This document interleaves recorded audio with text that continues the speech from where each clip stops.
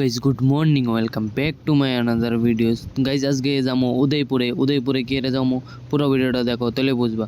তো গাইজ এদিকে রেডি হয়ে গেছে বাইরে পড়তেছে অনেক রৌদ্র, তো দেরি করুন যেত না, ডাইরেক্ট গাড়ির ভিতরে দেখা হইতেছে। তো গাইজ গাড়িতে উঠতে সেরা উদয়পুর ডাইরেক্ট আয়ে পড়ছি। দুপুরে এসে পুরো কাজ টাজ হয়ে গেছে, ওখানে যাইতেছে একটু বন্ধুর লোকে দেখা করুন, তারপর আবার দেখা হইতেছে। তো ওইদিকে বন্ধু আয়ে বসছে, তো বন্ধুর বাইকে উঠতে গেছি তো উঠতে এসে আমরা বাড়ির দিকে রওনা দিয়ে লাইছি। দেরি করুন যেত না, কি এমনও অনেক বেজে গেছে প্রায় 3:30 বেজে গেছে তো এদিকে দেরি করুন যেত না।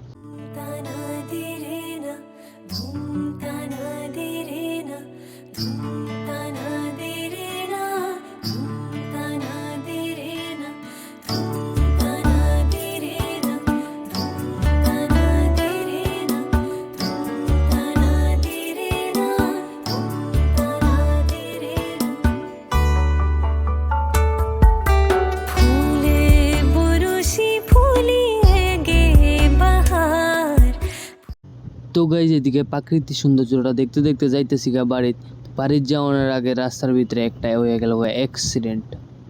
মানে কিতা কইতাম কি ভাবে গাড়ি চলা বুঝলাম না আমি। সবারই কমো তোমরা একটু সেফটি ভাবে গাড়ি টাড়ি চলাইও, আর হেলমেট তো 100 বার ইউজ করো। হেলমেট ইউজ ছাড়া তোমরা বাইরেও না বাড়ির থেকে, হেলমেট ইউজ করো তারপরে বাড়ির থেকে বাইরেও। তো গাইজ বাড়িতে বসছি, বাড়িতে এসে পুরো ফ্রেশ ট্রেশ হয়ে গেছি আমি। ওখানে প্রচুর পরিমাণ ক্ষুধা লাগছে, আজকে তো কোনো কিছু খাওয়ানো হয়েছে না।